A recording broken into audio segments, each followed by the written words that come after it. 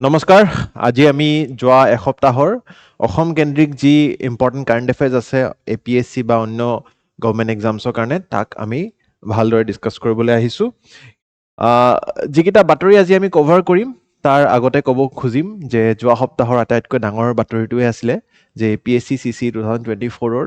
Final results ঘোষণা কৰা হ'ল ফলাফল ঘোষণা কৰিলে আৰু অত্যন্ত গৌৰৱ কঢ়িয়াই আনিছে আমাৰ SPMৰ ছাত্ৰ ছাত্ৰীসকলে আৰু খুবেই ভাল লাগিছে আজি আপোনালোকৰ সকলোৰে সফলতা দেখি যিসকল অনলাইন ষ্টুডেণ্টছ আছে তেখেতসকলক মই এই ক্লাছটোৰ মাধ্যমতো বহুত বহুত অভিনন্দন জ্ঞাপন কৰিব বিচাৰিম আহকচোন আজিৰ ক্লাছটো আৰম্ভ কৰোঁ এতিয়া আজিৰ টপিক যি আমি কভাৰ কৰিবলৈ গৈ আছোঁ পোনপ্ৰথমে ষ্টেটৰ আমাৰ অসমৰ বিধানসভাৰ ষ্টেট বাজেট ছেশ্যন আৰম্ভ হৈছে ইতিমধ্যে গতিকে বাজেটত কি কি ডিছকাশ্যন চলি আছে কিছুমান যি আমাৰ সামাজিক মাধ্যমত আহি আছে অফিচিয়েল পৰ্টেলছবিলাকত তাৰ বিষয়ে আমি ডিছকাশ্যন কৰিম গহপুৰ নুমলীগড় টানেল ইয়াৰে আগতেও আমি এই বাতৰিৰ বিষয়ে সম্পৰ্কিত কিছুমান কথা পাতিছিলোঁ কিন্তু এতিয়া আৰু এটা নতুনকৈ আমি ইণ্ডিয়াৰ ইনফেক্ট ফাৰ্ষ্ট এনেকুৱা আণ্ডাৰ ৱাটাৰ টানেল হ'বলৈ গৈ আছে গতিকে তাৰ বিষয়ে অলপ নিয়াৰিকৈ আমি আজি ডিছকাছ কৰিম তাৰ লগত 9th Assam film awards polls to 3 Rajya Sabha seats আমাৰ অসমৰ যি 7খন আসন আছে ৰাজ্যসভাত তাৰে 3খন আসনৰ ইলেকশ্যন হ'বলৈ গৈ আছে 16 মাৰ্চ তাৰিখে গতিকে তাৰ বিষয়ে আমি ডিছকাছ কৰিম আৰু আলি আই লৃগাং ফাগুন মাহ চলি আছে আমি সকলোৱে জানো ফাগুন মাহৰ প্ৰথমটো বুধবাৰত আমি আলি আই লৃগাং প্ৰত্যেক বছৰে পালন কৰোঁ গতিকে তাৰ বিষয়েও আমি আজি ডিছকাছ কৰিবলৈ গৈ আছোঁ এই ক্লাছটো যি আমি MCQ ডিছকাছ কৰিম তাক আমাৰ এপ্লিকেশ্যনটোত আপোনালোকে ডাউনলোড কৰি ছল্ভ কৰিবলৈ পাৰিব আৰু এই ক্লাছৰ MCQবোৰৰ যি উত্তৰ সঠিক উত্তৰ সেয়া আমি এই ভিডিঅ'টোৰো ডেছক্ৰিপশ্যন ছেকশ্যনত উপলব্ধ কৰাই দিছোঁ ইতিমধ্যে গতিকে তাক আপোনালোকে চেক কৰিব পাৰিব পোনপ্ৰথমে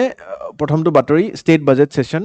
was started from today ঠিক আছে 15 ফেব্ৰুৱাৰী তাৰিখৰ এইটো বাতৰি 16 তাৰিখে আমি দেখা পাইছোঁ নিউজ পেপাৰত গতিকে আহকচোন চাওঁ last session of 15th Assam legislative assembly Assam বিধানসভাৰ 15th বিধানসভা যিটো আমাৰ এছেম্বলি হয় ঠিক আছে এই আমাৰ 126 জন বিধায়ক আপোনালোকে দেখা পাইছে গতিকে তেখেতসকলৰ এইটো লাষ্ট ছেশ্যন এতিয়া চলি আছে আৰু ফাইনেন্স মিনিষ্টাৰ অজন্তা নেওগ বাইদেৱে প্ৰেজেণ্ট কৰিলে ভোট অন একাউণ্ট বাজেট আচ্ছা ভোট অন একাউণ্ট কি পোনপ্ৰথমে বাজেট আৰু ভোট অন একাউণ্টৰ পাৰ্থক্যটো আপোনালোকে জানিব লাগিব বাজেট আৰু ভোট অন একাউণ্ট ঠিক আছে বাজেটটোতো হৈছে যে এটা বছৰৰ কাৰণে এটা ফাইনেন্সিয়েল ইয়েৰৰ কাৰণে গোটেই আমাৰ ৰেভিনিউ এক্সপেণ্ডিচাৰ আৰু ৰিচিটছৰ যি আমাৰ কেলকুলেশ্যনছ ৰাইট তাক আমি ৰিভাইজ এষ্টিমেটছ থাকে বাজেট এষ্টিমেটছ থাকে বিভিন্ন প্ৰকাৰে আমি প্ৰদান কৰোঁ যাতে আমাৰ আহিবলগীয়া বছৰটোৰ কাৰণে আমাৰ কি আমাৰ এক্সপেণ্ডিচাৰ আছে আৰু কি কেপিটেল আমি এক্সপেক্ট কৰি আছোঁ তাৰ বিষয়ে এটা ভাল ডকুমেণ্ট হয় ফাইনেন্সিয়েল ডকুমেণ্ট হয় এটা কমপ্লিট ফাইনেন্সিয়েল ইয়েৰৰ কাৰণে ফাইনেন্সিয়েল ইয়েৰ কেতিয়া আৰম্ভ হয় 1 এপ্ৰিল 2025ৰ পৰা আৰম্ভ হৈছিলে আৰু 31 মাৰ্চ 2026লৈকে 31 মাৰ্চ 2026লৈকে যোৱা বাজেটখন চলি থাকিব কিন্তু ইতিমধ্যে আপোনালোকে গম পাইছে আমাৰ ফেব্ৰুৱাৰী মাহ শেষ হ'বলৈ আহিছে আৰু এই 15 তাৰিখৰ পৰাই আমাৰ বাজেট ছেশ্যন আৰম্ভ হৈছিলে কিন্তু এই বাজেট ছেশ্যনটো শেষ হোৱালৈকে কমেও ডিছকাশ্যন চলিব এতিয়া তাতে ডিবেট ডিছকাশ্যন হয় ভোটিং হ'ব বিভিন্ন প্ৰভিজনছত আৰু এইবাৰ যিহেতু নিৰ্বাচন আছে গতিকে এইখন চৰকাৰ আকৌ গঠন হ'ব নাই বা এই গোটেই কেইজন বিধায়ক আকৌ ইলেক্ট হ'ব নাই তাৰ কোনো নিশ্চয়তা নাই গতিকে যেতিয়া নিৰ্বাচন থাকে চৰকাৰে ভোট অন একাউণ্ট বাজেট এখনহে পাছ কৰে ফুল ফ্লেজেড বাজেট এখন পাছ নকৰে ফুল ফ্লেজেড বাজেট আৰু ভোট অন একাউণ্টৰ কি পাৰ্থক্য ভোট অন একাউণ্টটো হৈছে এটা এক্সপেণ্ডিচাৰ ষ্টেটমেণ্ট এটা ৰিচিটৰ বৰ বেছি কথা নাপাতেও ইনফেক্ট এক্সপেণ্ডিচাৰ মানে হৈছে চাওক এতিয়া ফেব্ৰুৱাৰী মাহ শেষ পৰ্যায় 31 মাৰ্চত আমাৰ যি ফাইনেন্সিয়েল ইয়েৰ শেষ হ'ব কিন্তু চৰকাৰে নতুন নিৰ্বাচনৰ পিছত আকৌ নতুন চৰকাৰখন গঠন হোৱালৈকে কিজানি 31 মাৰ্চলৈকেতো নতুন চৰকাৰ গঠন নহ'ব এপ্ৰিল মাহ পাবগৈ এপ্ৰিলৰ মাজমজিয়া পাবগৈ বা তাতকৈ অলপ দেৰি হ'ব পাৰে গতিকে সেইখিনি সময়ৰ কাৰণে চৰকাৰে নিজৰ খৰচবোৰ যিবিলাক গভৰ্ণমেণ্ট অফিচেছ আছে যিবিলাক চাকৰিয়াল আছে যিবিলাক গভৰ্ণমেণ্ট বিল্ডিংছ আছে এক্সপেণ্ডিচাৰ আছে সেইবিলাক কেনেকৈ চলিব গতিকে তাৰে কাৰণে এটা টেম্পৰাৰী এৰেঞ্জমেণ্ট এটা টেম্পৰাৰী বাজেট পাছ কৰা হয় আৰু তাকে কয় ভোট অন একাউণ্ট ইয়াতে বৰ বেছি পলিচি চেঞ্জেছ একো নকৰে জাষ্ট এই টেম্পৰাৰী ফেজটো 2-3 মাহৰ যিখিনি সময়ছোৱা সেই সময়ছোৱাৰ যিখিনি এক্সপেঞ্চেছ আহিব পাৰে এক্সপেক্টেড এক্সপেঞ্চেছ তাৰে কাৰণেহে ফাইনেন্স মিনিষ্টাৰে এই বাজেটখন প্ৰস্তুত কৰিছে full fledged budget deferred due to upcoming assembly election যেতিয়া আকৌ এপ্ৰিলৰ পৰা নতুন চৰকাৰ গঠন হ'ব নতুন বিধায়ক আহিব নতুন এছেম্বলি গঠন হ'ব তেওঁলোকৰ with proper debate and discussion আমি আৰু এখন নতুন ফুল ফ্লেজেড বাজেট প্ৰস্তুত হ'ব আৰু তাৰে পিছত তাক পাছ কৰা হ'ব গতিকে এইটো প্ৰক্ৰিয়া আপোনালোকে বুজি পালে ফুল ফ্লেজেড বাজেট আৰু vote on account is for the pending time যেতিয়ালৈকে নতুন চৰকাৰ গঠন নহয় নতুন বাজেট প্ৰস্তুত নহয় ফুল ফ্লেজেড বাজেট তেতিয়াৰ কাৰণে সেই এক্সপেঞ্চেছ চৰকাৰী যিখিনি খৰচ থাকে ইলেক্ট্ৰিচিটি বিল হওক গাড়ী চলোৱা গাড়ী চালক পেট্ৰল এক্সপেঞ্চেছ বহুত ধৰণৰ বিভিন্ন এক্সপেঞ্চেছ আছে চৰকাৰ এখন ৰাজ্য এখন চলাই ৰখাৰ কাৰণে গতিকে সেই এক্সপেঞ্চেছখিনি উঠোৱাৰ কাৰণেহে এই ভোট অন একাউণ্ট বাজেট বুলি কোৱা হৈছে যিসকল নিউ কামাৰ্ছ বুজি পাইছেনে মোক জনাব কমেণ্ট ছেকশ্যনত right vote on account budget এইটো ফুল ফ্লেজেড বাজেটতকৈ অলপ পৃথক ৰাইট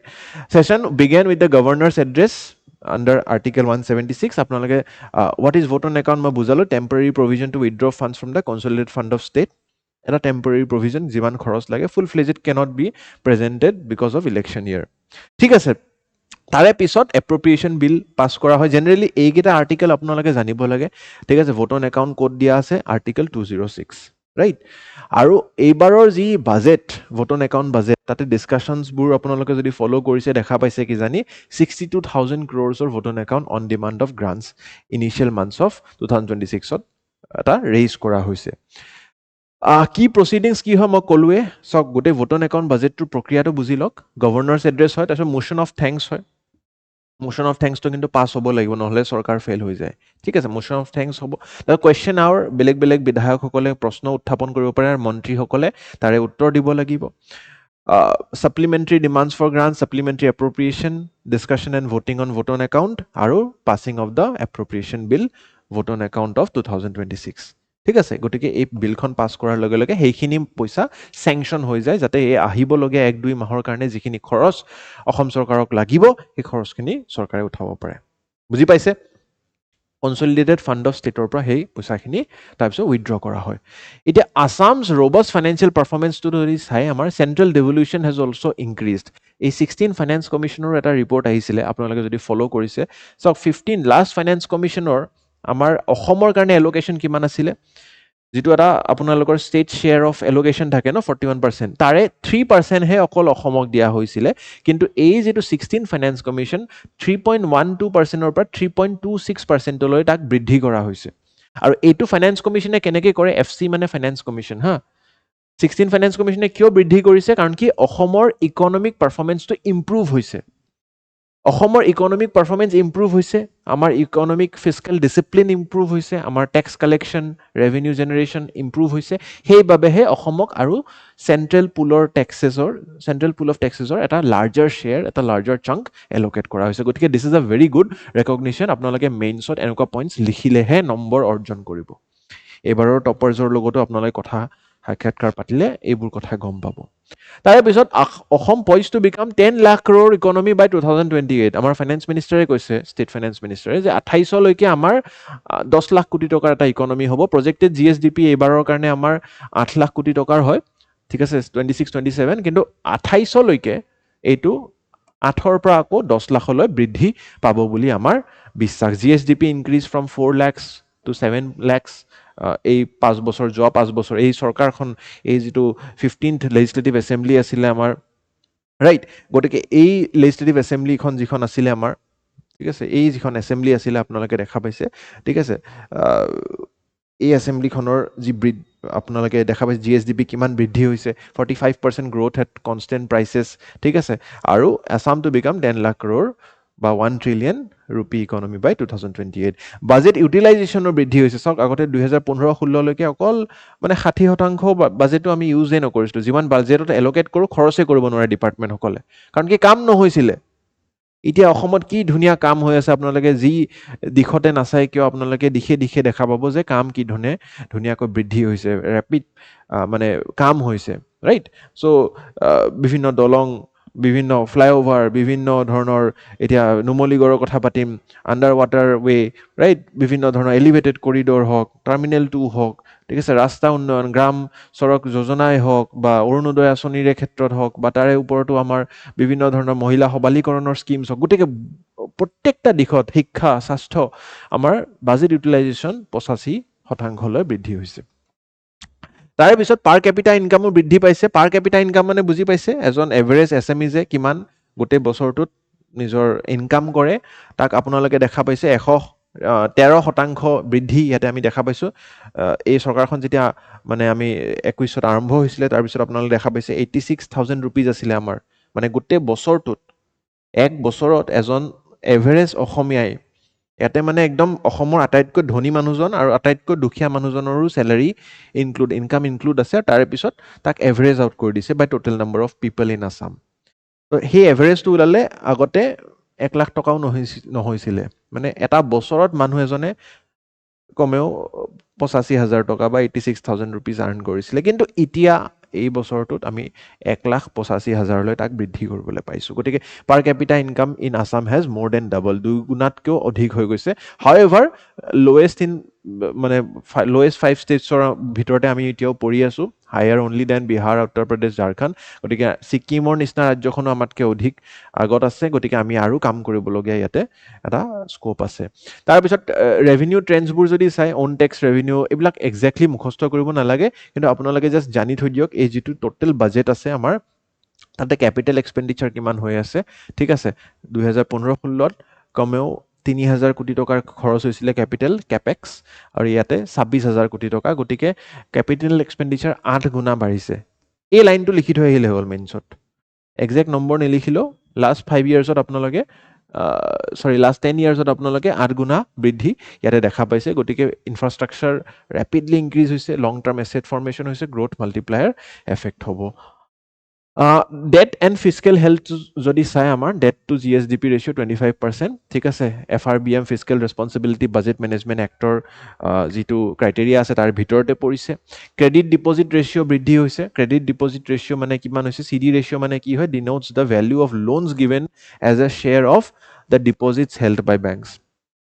তো লোন কিমান লৈছে মানুহৰ লোন লোৱাৰ যিটো এফিনিটি তাকো বৃদ্ধি পোৱা গৈছে ঠিক আছে আজিকালি গুৱাহাটী বা বিভিন্ন যিবিলাক মহানগৰ আছে আমাৰ মহানগৰীবিলাকত আমি বিলাসী অট্টালিকা দেখা পাওঁ বহুত ফৰেন কাৰ্ছ দামী দামী গাড়ী দেখা পাওঁ গতিকে বহুতো লোন ৰিলেটেড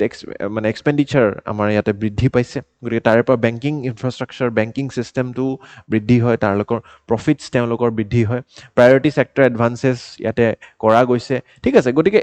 প্ৰত্যেকটা দিশতে আমাৰ এটা ইয়াতে মন্তব্য আৰু মানে স্পষ্টীকৰণ আমাৰ ফাইনেন্স মিনিষ্টাৰ অজন্তা নেওগে দিছে তাৰে পিছত এক্সটাৰ্নেল এইড প্ৰজেক্টছ বহুত বৃদ্ধি হৈছে এক্সটাৰ্নেল এইড মানে আমাৰ এই যে কিছুমান ৱৰ্ল্ড বেংকৰ ফাইনেন্স প্ৰজেক্টছ বা NDBৰ ফাইনেন্স প্ৰজেক্টছ যিবিলাক ইণ্টাৰনেশ্যনেল বেংকছ আছে তেওঁলোকৰ পৰা ঠিক আছে ADB Asian development bank new development এনেকুৱা ধৰণৰ যিবিলাক বেংকছ আছে তেওঁলোকৰ পৰা আমাৰ বহুতো লোনছ ইয়াতে দেখা পোৱা গৈছে জল জীৱন মিছন এটা বিৰাট ধুনীয়া উদাহৰণ তাৰ increased development in financing infrastructure expansion হৈছে Assam also' leads India story as the fastest growing state from 2020 to 2025 state GSDP expanded by 45%. We are the fastest growing economy of the nation. ঠিক আছে এতিয়া ইয়াৰ ওপৰতে এটা ভিত্তি কৰি বহুত পইণ্টছ মই দিলোঁ আপোনালোকে নোট ডাউন কৰিছেতো এই পইণ্টছবোৰে আপোনালোকক পিছলৈকে প্ৰিলিমছতো সুধিব পাৰে আৰু মেইনছতো বহুত ধুনীয়া ব্যৱহাৰ হ'ব এতিয়া ইয়াৰ ওপৰত এটা প্ৰেক্টিছ কুৱেশ্যন চেষ্টা কৰিব উত্তৰটো কমেণ্ট ছেকশ্যনত দিবলৈ ঠিক আছে ছল্ভ কৰি ল'ব পজ কৰি ল'ব কমেণ্ট ছেকশ্যনত ছাবমিট কৰিব তাৰে পিছত সলিউশ্যনটো চেক কৰিব আৰু এটা মেইনছৰ কুৱেশ্যনো আনিছোঁ যিসকল আমাৰ ফাউণ্ডেশ্যন ষ্টুডেণ্টছ আছে ফাউণ্ডেশ্যন বেটছৰ তেওঁলোকে এই মেইনছৰ কুৱেশ্যনটো আমাৰ SPMৰ পৰ্টেলত ছাবমিট কৰিলে তেওঁলোকক বিনামূলীয়াকৈ ইভালুৱেশ্যন দিয়া হয় যিসকল ফাউণ্ডেশ্যন ষ্টুডেণ্টছ নহয় তেখেতসকলে ইভালুৱেশ্যনটো নাপাব কিন্তু তেওঁলোকে এই মডেল এনচাৰটো চাইও নিজৰ উত্তৰটো চেল্ফ ইভালুৱেট কৰিব পাৰে কি পইণ্টছ ইয়াতে ইনক্লুড হ'ব লাগে মেইনছৰ প্ৰেক্টিছ এৰি নিদিব দেই যেতিয়ালৈকে নটিফিকেশ্যন নাহে next cabinet note to Gohpur Numaligarh tunnel under Brahmaputra ঠিক আছে ব্ৰহ্মপুত্ৰ নদীখনতে এটা ভাৰতবৰ্ষৰ ভিতৰত প্ৰথম এনেকুৱা এটা প্ৰকল্প হ'বলৈ গৈ আছে India's first under water twin tube tunnel মানে ইয়াতে একফালে চাওক ৰেলো যাব একফালে ৰেলগাড়ীও আহিব চলিব আৰু এইফালে যি আমাৰ যান বাহন আছে 4 হুইলাৰ আছে সেই গাড়ীও চলিব গতিকে মানে এইটো একদম পাৰফেক্ট দৃশ্য এই টুইন লেন টুইন টিউব একফালে ৰেলৱে ট্ৰেক আছে একফালে গাড়ীৰ ট্ৰেক আছে ঠিক আছে, নুমলীগড় আৰু গহপুৰৰ কোনোবা ছাত্ৰ ছাত্ৰী আছে নেকি যোনে মোক আজি চাই আছে জনাব। আপোনালোকৰ কাৰণে খুব ধুনীয়া এটা মানে কি ক'ম আৰু ইমান ধুনীয়া পদক্ষেপ প্ৰকল্প অসমে গ্ৰহণ কৰিছে। গতিকে chaired by Prime Minister Narendra Modi, approve by CCEA cabinet committee on economic affairs. চাওকচোন খৰচ কিমান কৰিব ইয়াতে, 18,000 কোটি টকা, right. Twin tube under water rail cum road tunnel, rail cum road tunnel এনেকৈ লিখি থৈ আহিব লাগিব। লেংথ কিমান হ'ব, 15 কিলোমিটাৰ। এইখিনি মাইনিউট ডিটেইলছ, এইটো মনত ৰাখিব। পইচাটো নালাগে মনত ৰাখিব, এইটো মনত ৰাখিব। এপ্ৰুভেল ক'ৰ পৰা আহিছে, ঠিক আছে। টোটেল কৰিডৰ লেংথ কিমান হ'ব, ঠিক আছে। কনষ্ট্ৰাকশ্যন টাইমলাইন এইটো নালাগে। আৰু EPC মডেল মই যে বুজাইছিলোঁ আপোনালোকক, ঠিক আছে। Engineering procurement construction model, Hem model, বট মডেল, ঠিক আছে। Hybrid annuity model, build operate transfer model. গতিকে সেই মডেলছবিলাকৰ EPC মডেলত ইয়াক কনষ্ট্ৰাক্ট কৰা হ'ব। তাৰে পিছত কি ফিচাৰ্ছ, ইউনিক ছিগনিফিকেঞ্চ কি আছে, it is the first under water rail cum road tunnel in India and world second twin tube road cum rail tunnel. ৱৰ্ল্ডৰ ভিতৰত ছেকেণ্ড আৰু ফাৰ্ষ্ট ভাৰতৰ ভিতৰত। এতিয়া আপোনালোকৰ হোমৱৰ্ক হৈছে ৱৰ্ল্ডৰ ফাৰ্ষ্ট এইটো টানেল ক'ত আছে মোক কমেণ্ট ছেকশ্যনত জনাব। এতিয়া এই লোকেশ্যনটো চাওকচোন, গহপুৰ নুমলীগড়, ঠিক আছে। এইফালে গহপুৰ আছে, ঠিক আছে, এইটো নুমলীগড় আছে, ঠিক আছে। চ' এই নেশ্যনেল হাইৱে 15 আপোনালোকে দেখা পাইছে আৰু নেশ্যনেল হাইৱে 715 তাৰে মাজেৰে এইখন ব্ৰহ্মপুত্ৰ নৈ, ঠিক আছে। এই নৈৰ মাজেৰে কমেও 33 কিলোমিটাৰ আপোনালোকে প্ৰজেক্ট লেংথটো দেখা পাইছে ডাইৰেক্ট। এই লেংথত আমাৰ এই টানেলটো বনোৱা হৈছে। এতিয়া ইয়াৰ পৰা লাভ কি হ'ব, কাৰেণ্ট ডিষ্টেঞ্চ 240 কিলোমিটাৰ হয় ভায়া কলীয়া ভোমোৰা ব্ৰিজ। এতিয়া সেই বস্তুটো 6 ঘণ্টালৈ আমাৰ 6 ঘণ্টা সময় লাগে মানে গাড়ীৰে গ'লে, কিন্তু সেই 6 ঘণ্টাৰ পৰা এতিয়া মাত্ৰ 20 মিনিটত, মানে মোৰ দেন 90% আই থিংক আপোনালোকে মেথমেটিক্সটো কৰকচোন, মোৰ দেন 90% টাইম আমাৰ ছেভ হ'ব, ঠিক আছে। Average speed has increase by 100%,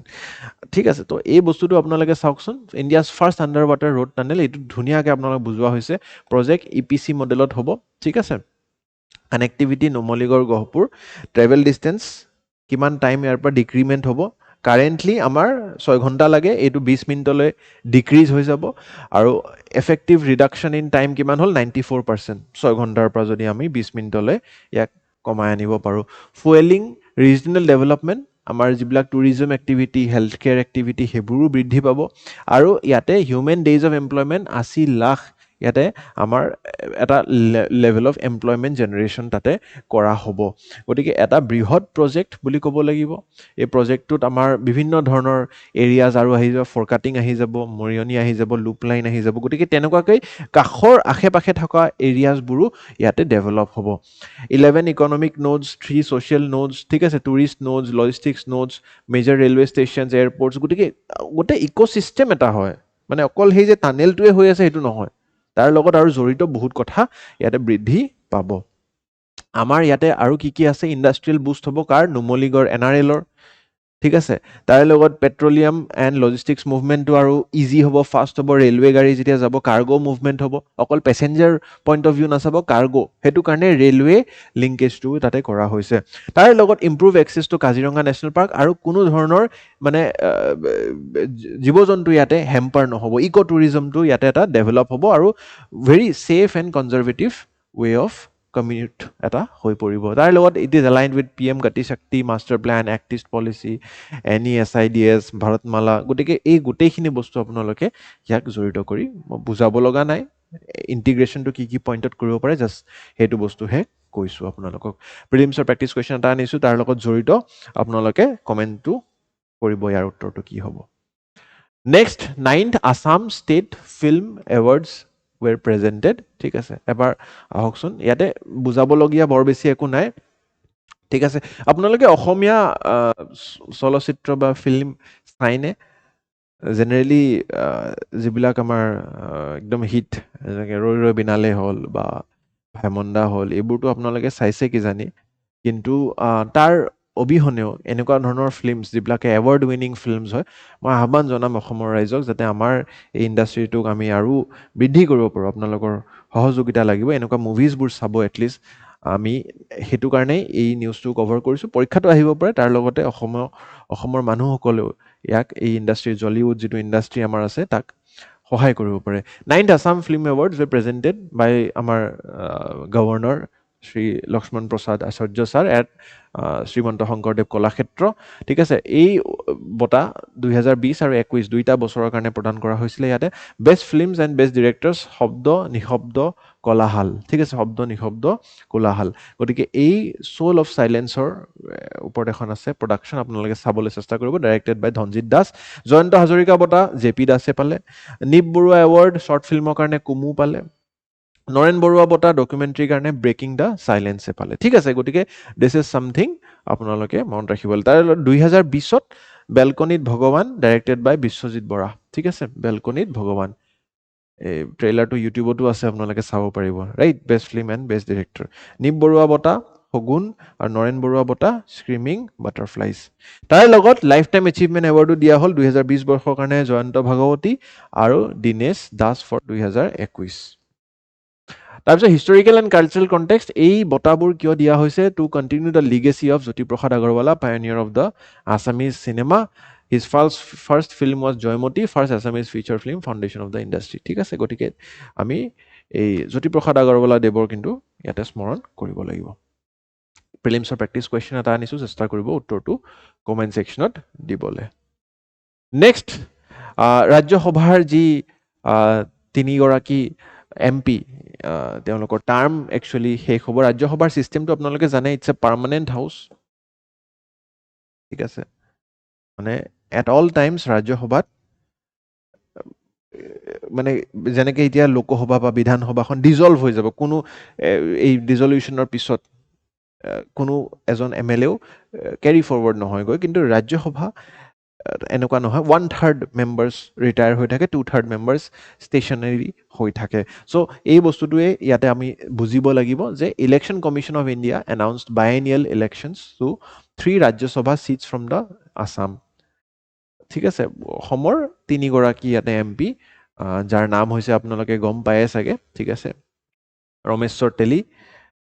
Bhubaneswar Kalita আৰু অজিত কুমাৰ ভূঞাদেৱ ঠিক আছে এখেত হৈছে অজিত কুমাৰ ভূঞা ৰামেশ্বৰ তেলী আৰু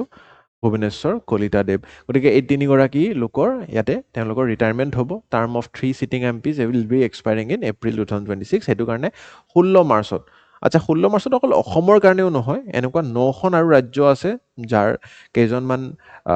আপোনাৰ MPsৰ এনেকুৱাকৈ ৰিটায়াৰমেণ্ট হ'ব বা তেওঁলোকৰ টাৰ্ম কমপ্লিট হ'ব ৰাইট আমাৰ অসমৰ এতিয়া কোন কোন আছে আপোনালোকে জানিব লাগে কামাখ্যা প্ৰসাদ তাছা ঠিক আছে বীৰেন্দ্ৰ প্ৰসাদ বৈশ্য অজিত কুমাৰ ভূঞা ভুৱনেশ্বৰ কলিতা সৰ্বানন্দ সোণোৱাল পবিত্ৰ মাৰ্ঘেৰিটা আৰু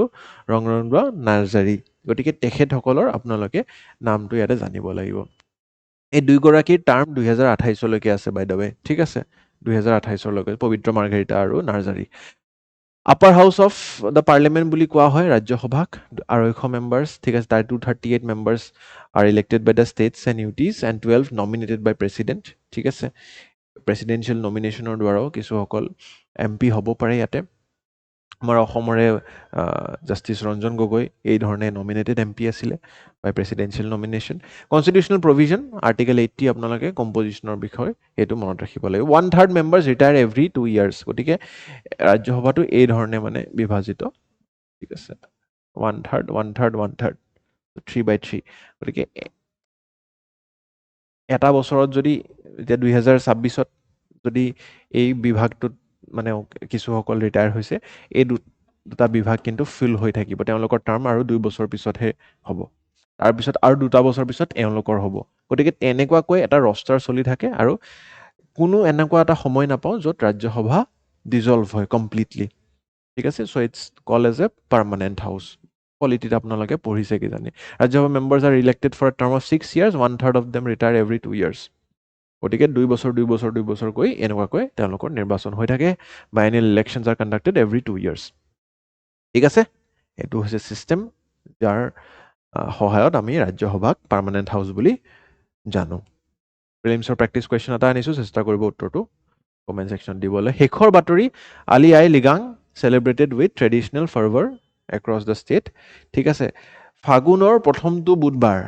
এতিয়া ফাগুন মাহ চলি আছে ঠিক আছে অসম মাঘৰ মাহৰ পিছত ফাগুনৰ মাহ চলে অসমীয়া কেলেণ্ডাৰখন আমি বহুতে নাজানো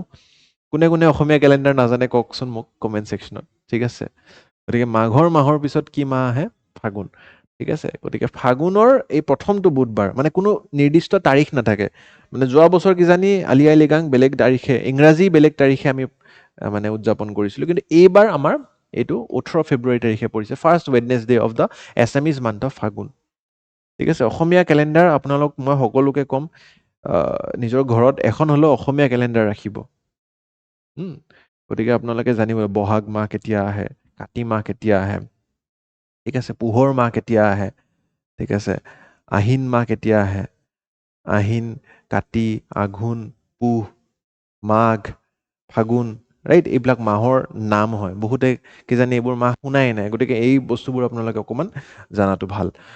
marks the beginning of the শ্ব'য়িং ছিজন, আৰু ইনফেক্ট মই আপোনালোকক মানে যদি বুজাওঁ, মিচিং কমিউনিটিৰ বেচিকেলি এইটো খুব চেলিব্ৰেট কৰা আমি দেখা পাওঁ আপাৰ আছামৰ ফালে। আলি মানে হৈছে ৰুটছ বা গুটি, আই মানে হৈছে ফ্ৰুটছ, ফল, আৰু লিগাং মানে হৈছে শ্ব'য়িং। ঠিক আছে, তো it is a festival connected with agricultural prosperity. আমি এটা এগ্ৰেৰিয়ান ইকনমি হয়, অসম, ভাৰত, আমি সকলো এগ্ৰিকালচাৰেল বেছড ইকনমি আছিলোঁ, দেশ আছিলোঁ, গতিকে আমাৰ ফেষ্টিভেলছবোৰ তেনেকুৱা। হাৰ্ভেষ্টিং ছিজন বা festival related to fertility, prosperity, agriculture, মানে এগ্ৰিকালচাৰ, হাৰ্ভেষ্ট এইবিলাকৰ লগত জড়িত। ঠিক আছে, আমাৰ মাঘৰ বিহুটো এই হাৰ্ভেষ্টিং ছিজনৰ লগত জড়িত। গতিকে তেনেকুৱা ধৰণৰ কথা আপোনালোকে ইয়াতে ক'ত ক'ত ইয়াক পালন কৰা হয়। Belong to Tani group of Tibeto Burman origin, Mising কমিউনিটিৰ এইটো এটা বহুত মেজৰ ফেষ্টিভেল হয়। ইনফেক্ট তাৰে ওপৰতে এটা প্ৰিলিমছৰ কুৱেশ্যনো আনিছোঁ, চেষ্টা কৰিব উত্তৰটো কমেণ্ট ছেকশ্যনত দিবলৈ। গতিকে আজিৰ অসম বিশেষত ইমানেই আছিলে। আশা কৰিছোঁ প্ৰত্যেকটা নিউজ আপোনালোকে বুজি পাইছে, আৰু এই ধৰণে কষ্ট কৰি যাই থাকক। যি ধৰণে আমি এই ফলাফলত দেখা পালোঁ যে যিসকলে পৰিশ্ৰম কৰিছিলে, ক্লাছবোৰ কমপ্লিটলি চাইছিলে, কুৱেশ্যন প্ৰেক্টিছ কৰিছিলে, মেইনছ এনচাৰ ৰাইটিং কৰিছিলে, আৰু ৰেগুলাৰ আছিলে, তেওঁলোকৰ সফলতা কিন্তু অৰ্জন হৈছে। গতিকে আপোনালোকেও এদিন নহয় এদিন সফল হ'ব। আৰু যিসকলৰ মই এই কথাও ক'ব বিচাৰিম, কিবা কাৰণত কেইটামান নম্বৰৰ কাৰণে বিফলতা হ'ল, তেওঁলোকৰ মন বেছি সৰু কৰিব নালাগে। তেখেতসকলে বহুত ফেক্টৰছ আহি পৰে। ইনফেক্ট ছিলেক্টেড টপাৰ্ছেও ক'ব যে এটা লাক ফেক্টৰো কথা থাকে ইয়াতে। গতিকে অকণমান নিজৰ মনটো বান্ধক, আৰু ভগৱানে যদি আপোনাক আৰু এটা এটেম্প দিবলৈ সুবিধা দিছে, চেষ্টা কৰিব, একেখিনি কষ্ট আকৌ এবাৰ কৰক, ডেফিনেটলি আপোনালোকৰ সফলতা অৰ্জন হ'ব। এই কথাষাৰেৰে আজি মই অসম বিশেষ ইয়াতে সামৰিব বিচাৰিম। ধন্যবাদ, আৰু আকৌ লগ পাম অহা ৰবিবাৰে। ধন্যবাদ।